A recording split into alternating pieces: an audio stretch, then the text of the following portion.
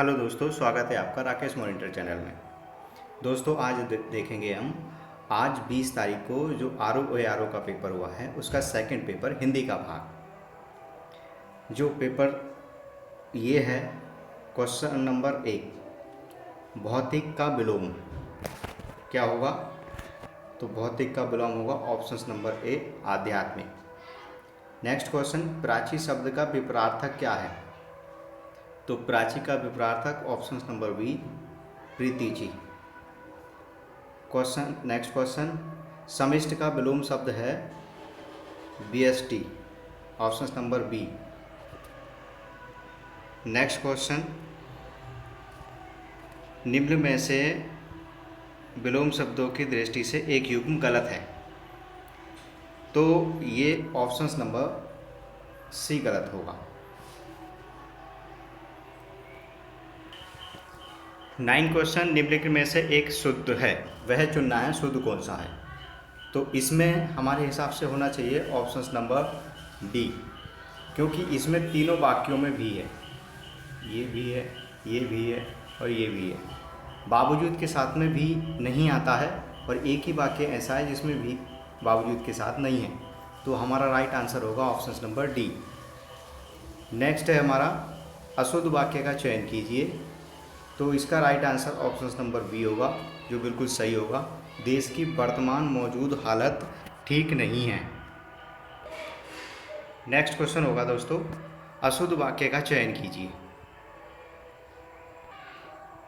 इसमें बी होगा हमारा, ये कर लिया दोस्तों हमने। नेक्स्ट क्वेश्चन है परंपरा से चली आ रही बात के लिए प्रयुक्त होने वाला एक शब्द क्या होगा।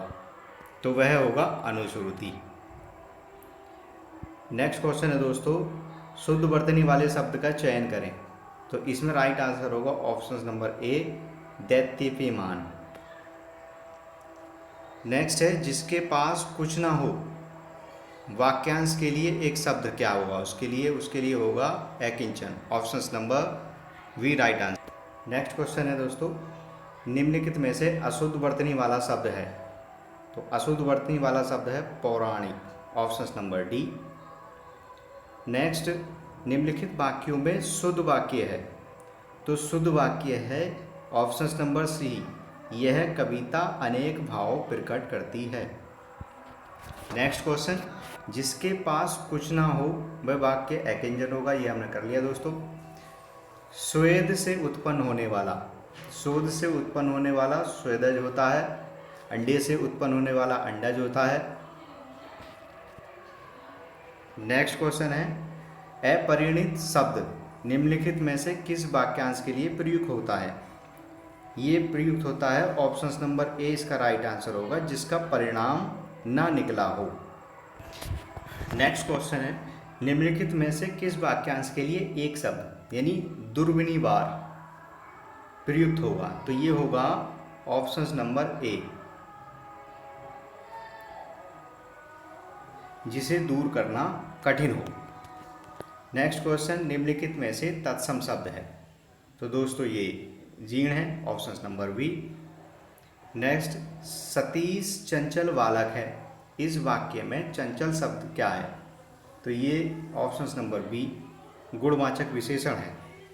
नेक्स्ट क्वेश्चन मानसिक विशेषण किस मूल शब्द से बना है। तो ये ऑप्शन नंबर बी मानस से बना है। नेक्स्ट क्वेश्चन चारित्रिक विशेषण शब्द का मूल शब्द कौन सा है। तो ऑप्शन नंबर ए है चरित्र। अगहन का तत्सम रूप क्या होगा।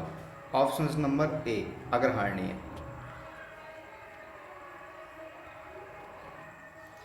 मीमांसा का सही पर्यायवाची शब्द क्या है। मीमांसा का सही पर्यायवाची शब्द है ऑप्शन नंबर सी समालोचन। नेक्स्ट बिजली का पर्यायवाची शब्द, राइट आंसर है ऑप्शन नंबर बी सौदामिनी।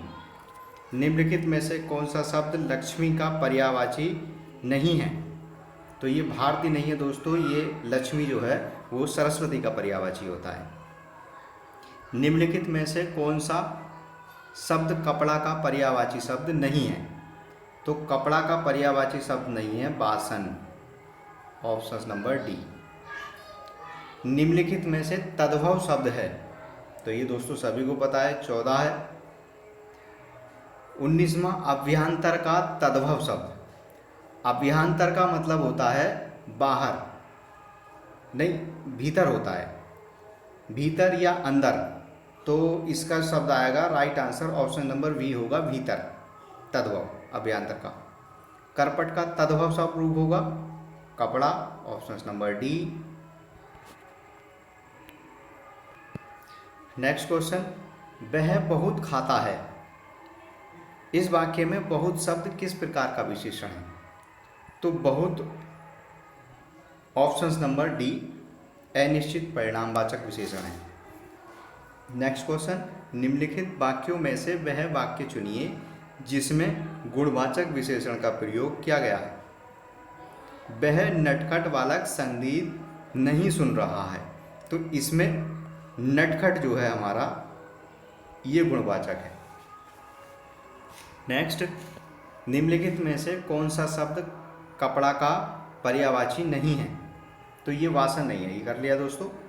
निम्नलिखित में से कौन सा शब्द मेघ का पर्यायवाची नहीं है? तो मेघ का पर्यायवाची दामोदर नहीं है, option number D. Next question, आविर्भूत का सही विलोम शब्द, तो ये होगा तिरोभूत, option number C. Next question, क्षणिक का सही विलोम शब्द है। क्षणिक का है दोस्तों शाश्वत, ऑप्शन नंबर बी, शाश्वत। नेक्स्ट क्वेश्चन, अग्रज का विलोम शब्द। अग्रज का दोस्तों सभी को मालूम है, अग्रज का अनुज। निम्नलिखित में से विलोम शब्दों की दृष्टि से एक युग्म गलत है, तो वह पहचानना है कौन सा है? वह ऑप्शन नंबर डी, ये गलत है। विलोम शब्दों की दृष्टि से इनमें एक युग्म गलत है, वह कौन सा है? चुनना है, वह है ऑप्शन नंबर सी, आच्छादित का परिच्छन नहीं होता है। नेक्स्ट क्वेश्चन, निम्नलिखित में से एक वाक्य अशुद्ध है, वह क्या है? इसका राइट आंसर होगा ऑप्शन नंबर सी, उसके घर के पास एक मिठाई की दुकान है। तो एक मिठाई की दुकान, एक मिठाई की दुकान नहीं होती है, मिठाई, एक मिठाई की दुकान, ये गलत होगा। जैसे एक फूलों की माला नहीं होती, ऐसी एक मिठाई की दुकान नहीं होती, ये गलत होगा, अशुद्ध होगा हमारा। जिसका कोई शत्रु ना जन्मा है, इसका राइट आंसर होगा ऑप्शन नंबर सी, अजातशत्रु। खोज करने वाला इस वाक्यांश के लिए एक शब्द, राइट आंसर होगा ऑप्शन नंबर ए, अन्वेषण। जिसकी गिवरा सुंदर हो, इस वाक्यांश के लिए राइट आंसर होगा ऑप्शन नंबर बी, सुग्रीव। जिसका अनुभव इंद्रियों द्वारा ना हो सके उसे कहते हैं अतीन्द्रिय, ऑप्शन नंबर बी।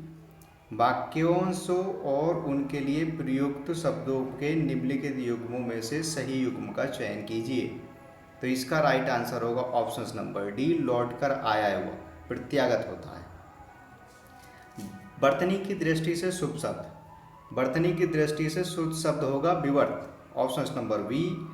शुद्ध वर्तनी वाले शब्द का चयन कीजिए, इसका राइट आंसर होगा ऑप्शन नंबर डी, ज्योत्सना। इसमें आधा तय और आधा से आता है। वर्तनी की दृष्टि से कौन सा शब्द अशुद्ध है? तो अशुद्ध दोस्तों ऑप्शन नंबर सी होगा। यहाँ उत्कृष्टता नहीं होता, ये उत्कृष्टता होता है, उत्कृष्टता।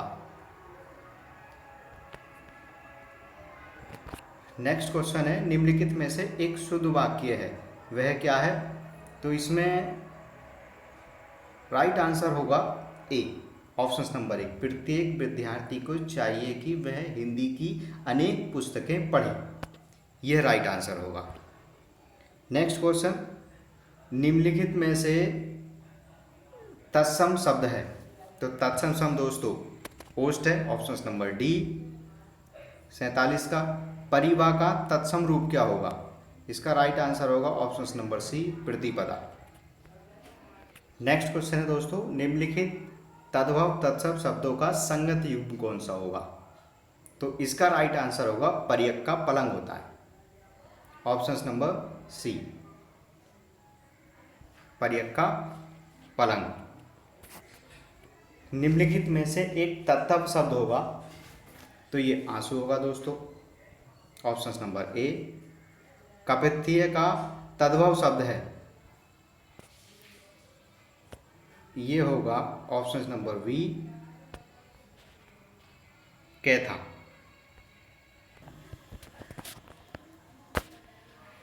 नेक्स्ट क्वेश्चन है दोस्तों,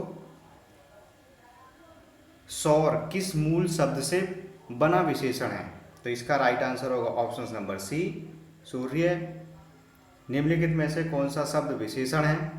तो इसमें राइट आंसर होगा ऑप्शन नंबर बी, आग्नेय। नेक्स्ट क्वेश्चन, आकाश का पर्यायवाची शब्द, इसका राइट आंसर होगा शून्य, option number B. Next question, निम्नलिखित शब्दों में से कौन सा शब्द गुणवाचक विशेषण है?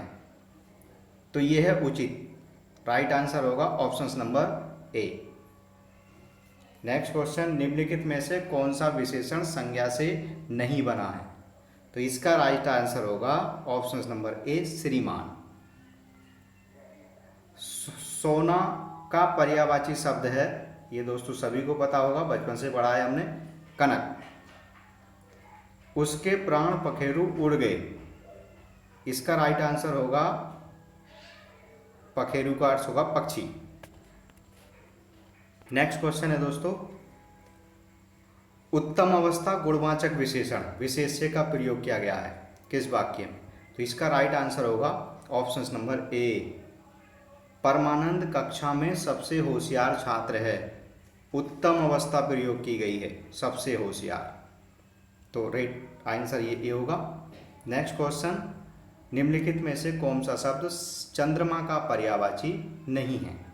तो चंद्रमा का पर्यायवाची दोस्तों ऑप्शन नंबर डी, सलील नहीं है। नेक्स्ट क्वेश्चन और अंतिम सवाल इसका, निम्नलिखित शब्दों में से एक शब्द माता का पर्यायवाची नहीं है, तो इसमें ऑप्शन नंबर वी होगा, अम्बु।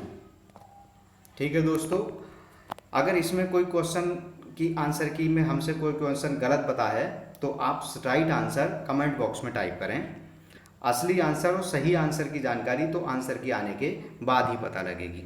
ठीक है दोस्तों, वीडियो कैसा लगा आप कमेंट बॉक्स में बताएं। अगर वीडियो अच्छा लगा हो तो लाइक करें, और आप यदि आप चैनल पर नए हैं तो चैनल को सब्सक्राइब करें।